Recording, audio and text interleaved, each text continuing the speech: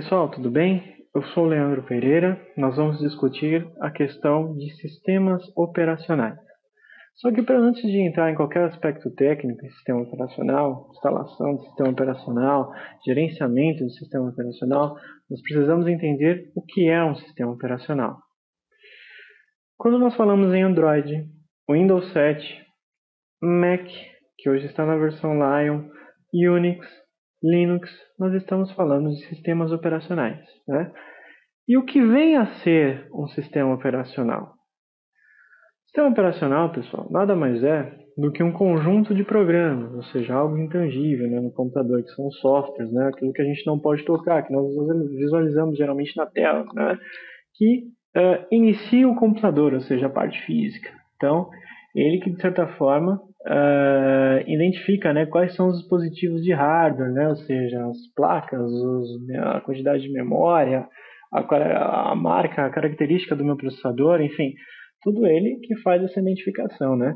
Fornece e gerencia rotinas básicas para o controle dos dispositivos. Então, até mesmo identificar é uma ação.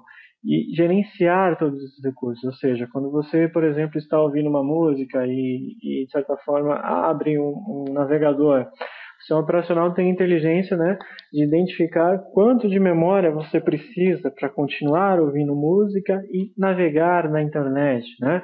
Ele tem a necessidade de saber a questão de processamento, ou seja, quanto de processamento você precisa para executar um determinado jogo. Então, o sistema operacional serve como base, né, para toda essa questão de hardware. Ele identifica os dispositivos que eu tenho e administra esses recursos para que eu possa utilizar o computador de uma forma mais adequada, né, da forma mais coerente possível, né? Proporciona interação entre hardware e software. É um outro ponto que eu coloquei aí já no parágrafo anterior. Então, ele tem a viabilidade de entender o que a minha máquina possui com relação à parte física, ou seja, placas, periféricos, né, que nós chamamos em informática, e também identificar e possibilitar, né, a questão de instalação de softwares, né? Quando a gente fala softwares, um exemplo clássico, o pacote Office. Então, nós temos lá Word, Excel, Access e PowerPoint. Então, o sistema operacional tem a inteligência de possibilitar a instalação e atualização desses aplicativos, fazer com que eles interajam entre eles, ou seja, software entre software interagindo, e também software e hardware, ou seja, será que eu tenho a quantidade de hardware suficiente para executar determinado software? Quem é que faz toda essa gestão? É o sistema operacional. E para tudo isso, é claro, ele tem um outro objetivo que é o quê? Manter a integridade. Então ele proporciona, né, alguns recursos, né, para que e-mails, né, desde questões de segurança até mesmo evitar, né, conflitos, ou então se houver conflitos parar alguma ação, para que não haja a questão de seja comprometida a integridade do sistema. Por exemplo, o sistema operacional parar de funcionar, o Windows parar de funcionar, ou então o Linux, o Mac, enfim. Para todo esse procedimento, o sistema operacional tem inteligência, né, de intervir alguma atividade ou impossibilitar, por exemplo, um jogo que exija uma quantidade de memória acima do que eu tenho. Necessariamente, o sistema operacional tem inteligência de bloquear a execução desse jogo, né? Então, basicamente, o sistema operacional ele oferece recursos, né, pessoal, ou seja, softwares, para fazer todo esse controle entre hardware e software. Ele é como se fosse o maestro, né, de uma orquestra sinfônica. Então, ele, por exemplo, consegue gerenciar, né, o timbre, né, se a gente for fazer uma comparação com o maestro, ele consegue gerenciar a quantidade, né, de instrumentos que você precisa, na verdade, a quantidade de recursos, né, e a forma como que cada um interage, né. Imagina uma orquestra tocando ao mesmo tempo junto, nós não teríamos uma orquestra sem uma baderna. O sistema operacional tem a mesma função, gerenciar os recursos e fazer com que eles sejam usados no momento adequado e da forma mais adequada possível, né. Com relação ainda ao sistema operacional, ele fornece, né, os sistemas operacionais modernos, né, atuais, né, no momento, eles fornecem alguns aplicativos básicos, né, que quais são? Primeiro, administração de arquivos e documentos desenvolvidos pelo usuário. Então, por exemplo, é comum hoje nós termos, né, se a gente utiliza o Windows, uma janela onde consta lá as pastas, né, com os arquivos e aplicativos que eu utilizo, né. Então, assim, o sistema operacional hoje ele fornece isso como base, ou seja, você precisa ter fácil acesso aos arquivos e documentos que você desenvolve. os arquivos que você precisa acessar, né? Então, no Windows nós temos quem? O Windows Explorer, né, que é um gerenciador de arquivos. Ele possibilita com que eu faça cópias, né, de arquivos para algum lugar que eu queira, um drive de DVD, um pendrive. Então, hoje os sistemas operacionais eles têm essa função, né, uma função básica, né, pessoal, que faz com que haja uma maior facilidade na utilização do computador. Ferramentas de controle de segurança. Então é muito comum hoje, né, nós temos sistemas operacionais que já acompanham antivírus, né, e anti-spyware, né, ou seja, e firewall, né. Então são três recursos que são utilizados para quê? Para evitar a questão de invasões, né, evitar arquivos maliciosos do tipo antivírus, né, que acabam, de certa forma, danificando alguns programas de computador e, consequentemente, funcionamento, né, compromete todo o funcionamento do computador. Então, hoje, os sistemas operacionais têm, né, por meio de suas atualizações, e também alguns já com antivírus e anti-spyware, né, oferecem esse recurso para que a gente possa ter um nível de segurança maior, né. Desenvolvimento de software.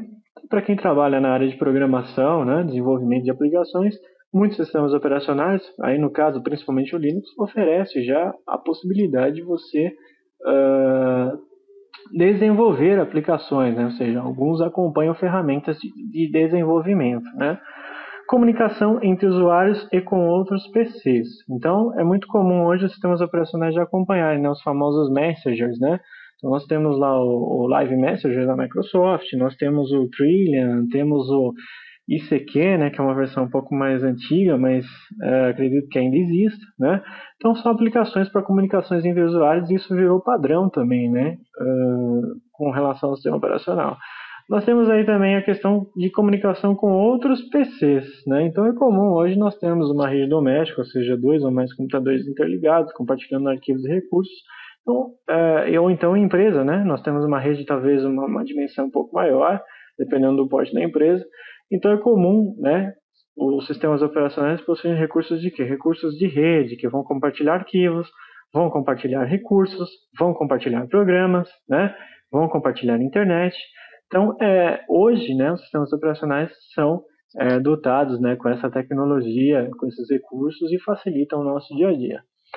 E gerenciamento de usuários, programas, espaço em disco e prioridades, né? Então, hoje os sistemas operacionais têm essa facilidade. Então, por exemplo, quando a gente fala de gerenciamento de usuários, é a questão de controle de acesso, ou seja, quem pode fazer o que na máquina e quando e como, né? Então, por exemplo, nós temos o perfil de administrador que possibilita a instalação de programas no computador. Mas, ao mesmo tempo, nós podemos criar, né, quando a gente fala em gerenciamento de usuários, um usuário com perfil de usuário. Parece até um pouco redundante, mas é para evitar que este usuário, por exemplo, faça a instalação de programas indeterminadamente ou um acesso, né, indeterminado a algum conteúdo específico de internet. Então, os sistemas operacionais têm essa possibilidade hoje. Gerenciamento de programas, né? Ou seja, o controle, né, do que está instalado na minha máquina, a forma como está instalado, a possibilidade até mesmo de remoção, né, ou atualização.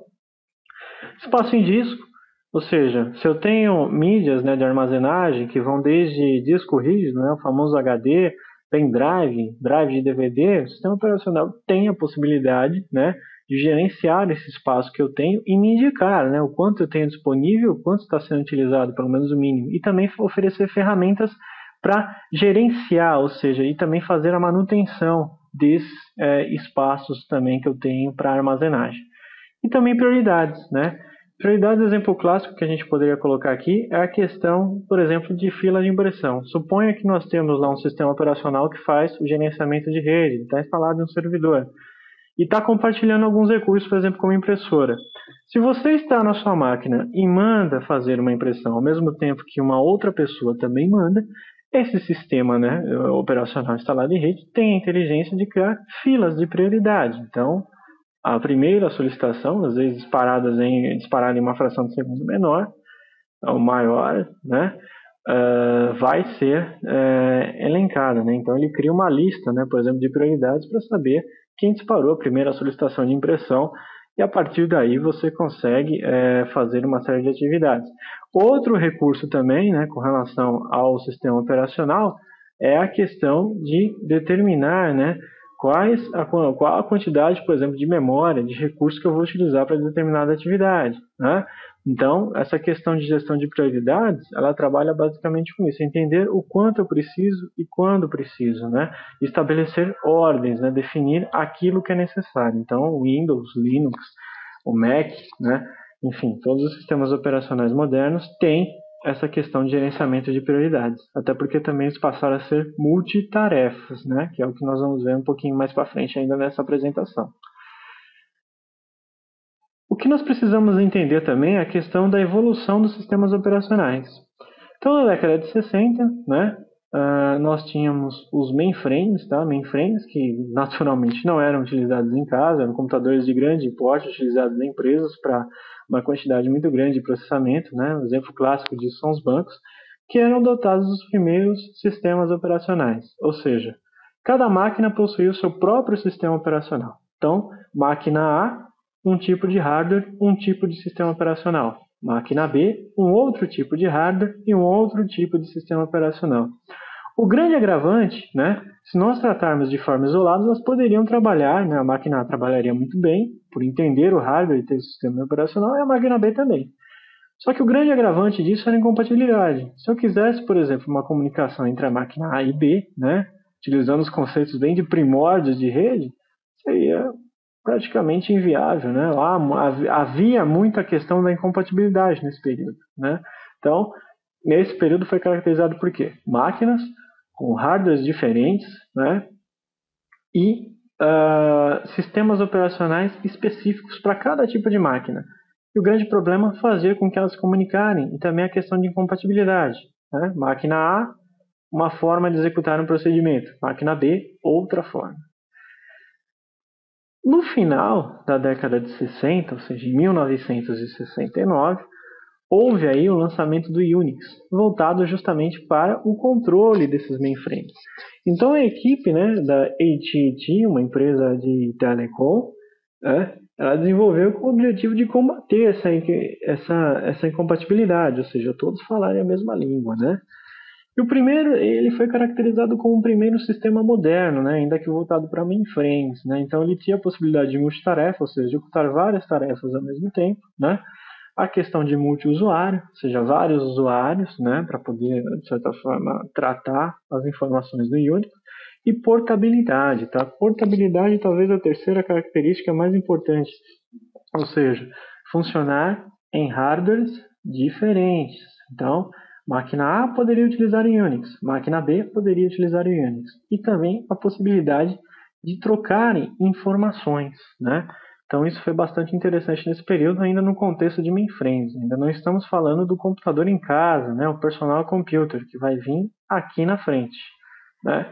Então quando a gente fala em final da década de 70, né?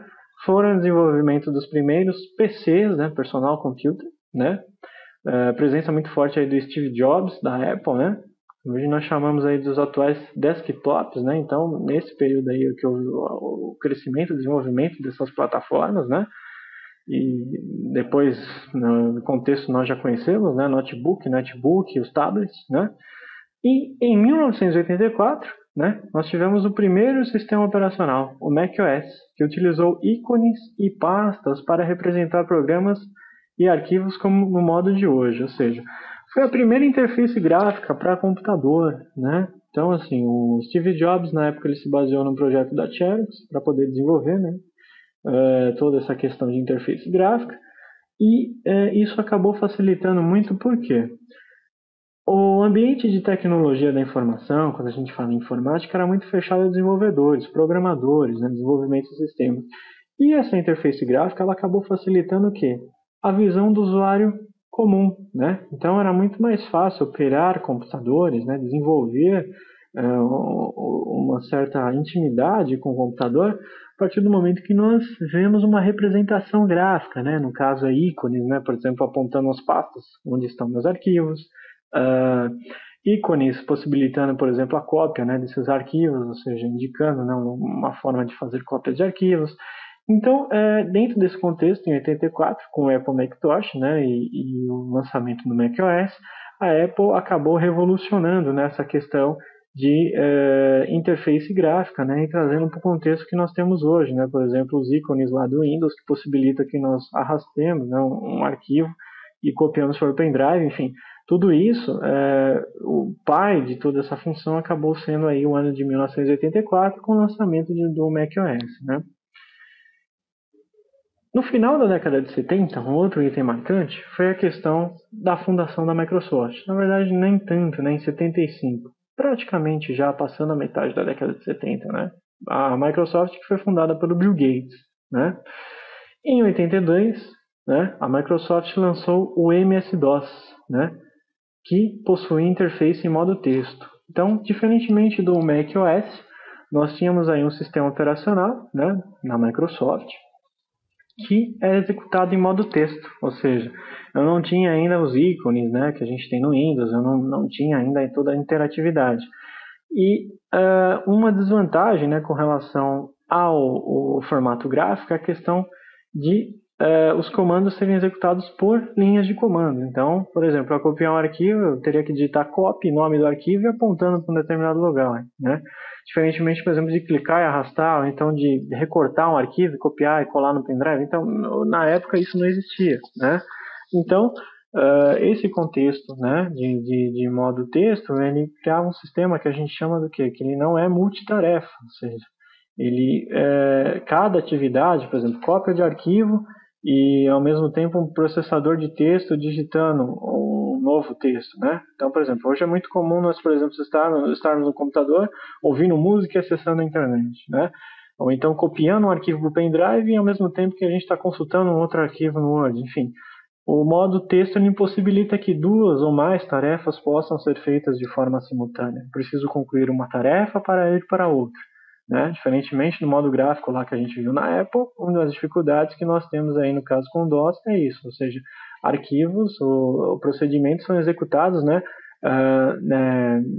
ao final do anterior, né? Isso acaba causando um problema muito sério com relação a aguardar, né, a finalização de recursos para iniciar outro. E nesse período, né, houve uma aproximação entre o Bill Gates e o Steve Jobs para trabalhar no desenvolvimento do Macintosh, ou seja, para trabalhar com o desenvolvimento da questão da interface gráfica. Só que, para a surpresa, né, do Jobs e da Apple, foi descoberto que no Japão a Microsoft, né, estava desenvolvendo, né, ou melhor, já estava propiciando, né, vendas de máquinas, né, com uma interface muito próxima, né? Ou seja, o Bill Gates ele se aproximou do Steve Jobs para trabalhar no desenvolvimento do Macintosh e todo esse ambiente gráfico e, consequentemente, ele passou a desenvolver, né, um sistema operacional com características, né, ou seja, com interface gráfica bem próxima ao que é o Macintosh e, casando com hardware, né, ele conseguiu montar uma estrutura, uma máquina muito similar ao Mac e começar as vendas no Japão, né? Consequentemente, né, houve um rompimento, né, entre o Steve Jobs e o Bill Gates, entre a Apple e a Microsoft. Ou seja, cada um tomou um caminho, né, e isso, de certa forma, mudou um pouquinho o contexto do que nós teríamos aí mais para frente com relação aos sistemas operacionais, né. Então, da década de 80, né, e 90, nós tivemos alguns lançamentos importantes. Em 85 foi lançado o Windows 1.0, né? Então, esse Windows 1.0 ele tinha uma interface gráfica, né? E também alguns recursos aí diferentes até então do apresentado pela Microsoft. Então, foi o primeiro sistema operacional, né, com interface gráfica da Microsoft, né? Na verdade, ele não foi o primeiro sistema operacional, né, com interface gráfica, porque até a versão 98 nós podemos considerar o Windows, né, como uma representação gráfica do MS-DOS. Para quem teve a oportunidade de mexer com micro anteriormente, sabe que era necessário fazer a instalação do MS-DOS e após esse procedimento instalar o Windows, né? Então o Windows ele era uma forma de representar graficamente o MS-DOS até a versão 98, quando aí houve sim a desvinculação total do MS-DOS, ou seja, não era necessário fazer a instalação do MS-DOS para que eu pudesse instalar o Windows na máquina, né? Então, o Windows 1.0 ficou datado em 85 como primeira versão, né, de um sistema gráfico, né, de interface gráfica pela Microsoft, ou seja, aquelas representações de janelas e ícones que é o que a gente vê hoje no computador. Em 87, houve melhorias, né, nessa questão gráfica, ou seja, uma forma melhor de se apresentar essa interface gráfica e também a forma de se trabalhar a memória do computador. Então, o gerenciamento de memória acabou sendo aperfeiçoado no Windows, né, lançado Windows 2.0, lançado em 87. Na década de 90, ou seja, o primeiro ano aí, em 1990, o Windows 3.0 e o Windows 3.1. Houve o quê? O desenvolvimento do painel de controle e o gerenciador de arquivos, né? Ou seja, isso foi incluído no Windows. O painel de controle, né, nada mais é do que uma janela, né, a grosso modo falando, uma janela que contém todos os dispositivos, né, tanto de hardware e de software. Então, o Windows, por meio de painel de controle, é possível fazer todo o gerenciamento, por exemplo, adicionar e remover programas, configurar uma rede, de certa forma, configurar o hardware, né? Então, por exemplo, eu instalei uma impressora nova no meu computador, eu preciso de um programa que faça o meu computador entender que há uma impressora conectada. E automaticamente, através do painel de controle, eu faço a gestão do hardware também, né? E o gerenciador de arquivos. Gerenciador de arquivos que é o pai, né? Na verdade, o vô do Windows Explorer que nós temos hoje. O que é o Windows Explorer? O Windows Explorer, a grosso modo falando, é uma pasta, né, o gerenciador de pastas, né, do Windows, que vai mostrar para mim os arquivos, né, os programas, onde eles estão disponíveis, onde eles estão armazenados no meu HD. Então, em 1990, a Microsoft incluiu esses dois recursos, que acabou, de certa forma, facilitando ainda mais, né, a utilização do computador por usuários que não estavam tão habituados com informática, né. Isso aí é o que acabou, de certa forma, divulgando de uma forma melhor o Windows, né? E também acabou aumentando, né, a questão de participação da Microsoft no mercado, né? Até também porque uma outra característica é assim, depois dessa versão, o Windows, né, o Windows 3.11 e 3.1, ou seja, a partir dessa versão, o Windows passou a ser distribuído em conjunto com vários fabricantes. Então era comum, por exemplo, você adquirir um micro da IBM, né, ou até mesmo um outro fabricante, que ele já vir com o Windows instalado, né? Então era muito comum você comprar um computador, ele vir com CDs, na verdade não CDs na época, os disquetes, né, do Windows, e o Windows já está instalado na sua máquina, né? Então, caso você tivesse algum problema, você faria a instalação novamente do Windows, né, utilizando os disquetes que acompanhavam a máquina. Então, essa década de 90, no início, né, da década de 90, acabou sendo bastante interessante para a Microsoft em função desses recursos. Painel de controle, gerenciador de arquivos e a possibilidade de distribuir, né, em conjunto com os grandes fabricantes, o seu sistema operacional. Seguindo da década de 90 até o presente momento, nós tivemos alguns recursos interessantes, né? Em 95 foi lançado o Windows 95, né, que definiu o conceito de área de trabalho. Ou seja, hoje nós temos o que? Geralmente, quando nós olhamos para o Windows, nós identificamos o que? O botão lá, iniciar, né? A área de trabalho, onde é colocado o papel de parede, aquele ícone, né, que nós temos, que é o meu computador, a lixeira, enfim. Todo esse conceito ele foi implementado a partir do Windows 95, né? Ou seja, uma forma gráfica nova de se apresentar o sistema. Então eu vou ter uma barra de tarefas, né, que é onde está lá o iniciar lá embaixo, que a gente vai ver com um pouco mais de detalhe mais adiante, e tem alguns recursos, né, padrão, né, do tipo meu computador, lixeira, enfim, área de trabalho. Todo esse conceito ele foi implementado, né, no Windows 95. O Windows 98, graficamente, o projeto da Microsoft foi mantido mesmo, ou seja, não houve nenhuma modificação, o botão iniciar continuou presente, os demais ícones também, só que aqui o foco foi mais a questão de funções avançadas para redes e suporte para drives, né, de DVD. Nesse período, tá, inclusive, houve aí a ascensão da tecnologia USB. Então, o Windows 98 já tinha essa possibilidade de fazer leituras, né, de pendrives, alguma coisa do tipo, impressoras que estavam começando a ser fabricadas com essa tecnologia ainda caríssimas, mas o Windows já tinha essa possibilidade de trabalhar com USB. Tá? Um outro recurso também foi a questão de funções avançadas para a rede e suporte a drives. Então, quando a gente fala em redes, a gente está falando do quê? A questão de redes domésticas e redes corporativas, ou seja, quero compartilhar acesso à internet, quero compartilhar impressoras, quero compartilhar programas, enfim. O Windows 98, né, ele foi desenvolvido com essa concepção de facilitar a conexão entre computadores. Então isso foi bastante interessante no Windows 98, né?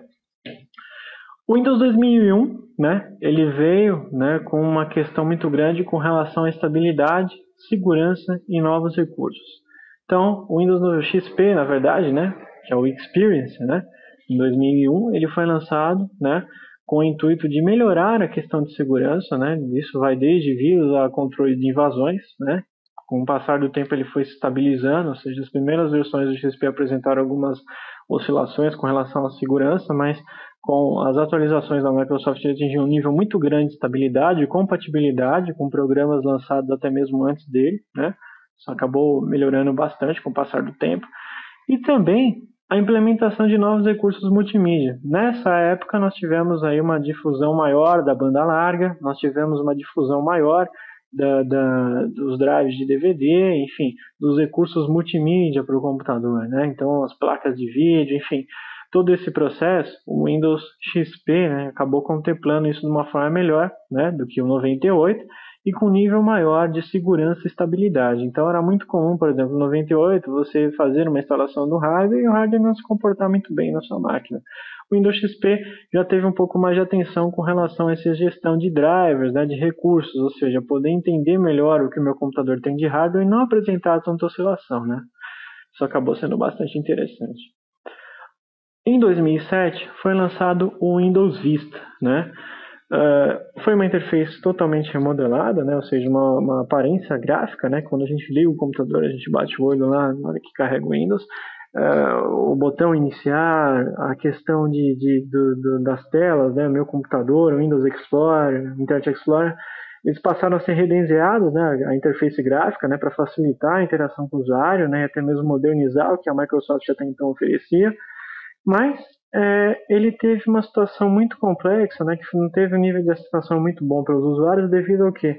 A questão de desempenho. Então é um sistema esteticamente muito bonito, mas que tinha um desempenho muito abaixo, né, da expectativa. Então a questão do desempenho acabou sendo perdida muito, né? Então máquinas mais antigas tinham uma certa dificuldade com relação à velocidade de processamento. Era muito comum o travamento, né, dessas máquinas, era muito comum também a questão de lentidão, né, em máquinas que não eram tão top no período de 2007, e aí houve um problema muito sério, né, com relação ao Windows Vista, né? Embora a Microsoft tenha trabalhado muito a questão de segurança, a questão de desempenho acabou ficando um pouquinho para trás, né, e o Windows Vista acabou não tendo a mesma aceitação que o anterior, né, o XP. E também, diferentemente de 2009 agora, né, quando foi lançado o Windows 7, a interface do Vista foi mantida, ou seja, todo o ambiente visual muito mais agradável, né, acabou sendo mantido, porém com uma qualidade muito superior no que se diz respeito a desempenho, né? Houve um trabalho da Microsoft por trás do mecanismo, né, que gerencia o sistema operacional, de enxugar alguns itens e até mesmo trabalhar, redesenvolver algumas partes do sistema para que esse desempenho pudesse ser aproveitado até por máquinas não tão muito tops, né, que a gente encontra hoje no mercado. Então o Windows 7 tem um desempenho muito melhor, né, com relação à velocidade de processamento do que o Windows Vista. A questão de estabilidade também, né? Então nós temos um sistema mais estável, que se comporta melhor. Então o Windows 7, tá, algumas características dele foi justamente o quê? Manter alguns recursos que até então vieram, né, do oriundo do Windows XP, que é a questão de multimídia, tecnologia. A gente tem um recurso chamado Windows Media Center, que torna o computador uma central de entretenimentos, né, para que você possa ver vídeos, ouvir músicas que você tem no computador ou da internet.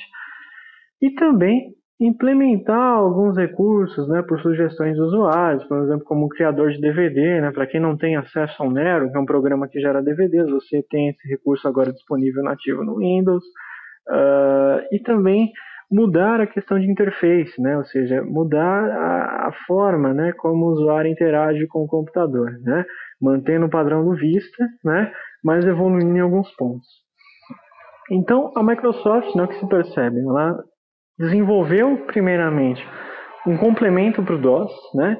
é, uma interface gráfica, né, ou seja, uma roupagem chamada Windows. Com o passar do tempo, ela acabou desenvolvendo o núcleo desse sistema operacional, né, que a gente chama lá no Linux de kernel, né.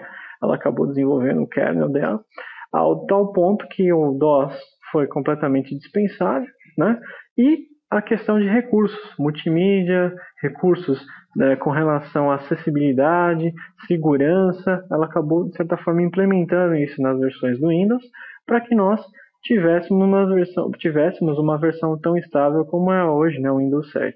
Né?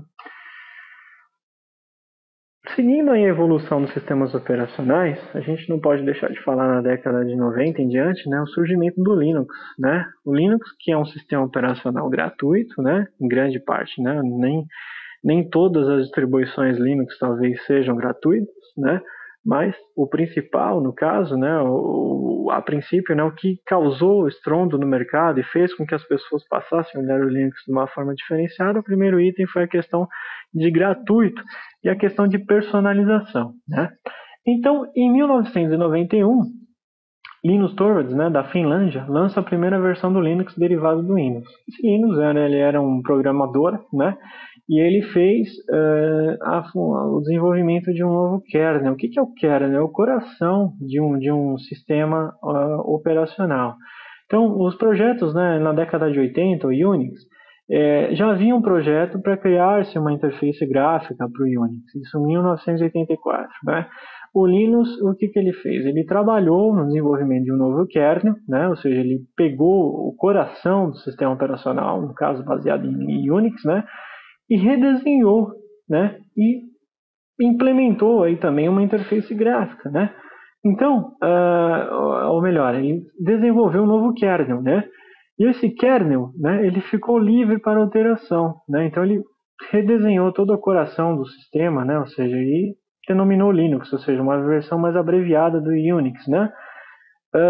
O kernel, tá? Ou seja, o coração desse sistema, ele, de certa forma, ele desenvolveu isso em conjunto com alguns programadores. Esse kernel ficou livre para alteração, né? Então é muito comum hoje nós achamos várias distribuições de Linux no mercado, né? Tem aí do lado dois logos, né? O Debian e o Ubuntu, né? O Ubuntu muito conhecido em computadores pessoais. Se a gente for analisar também, tem um Red Hat, o Sliker. Então, cada distribuição, ou seja, cada empresa, né, que desenvolve uma distribuição de Linux, ela adotou esse kernel e implementou uma interface gráfica, né?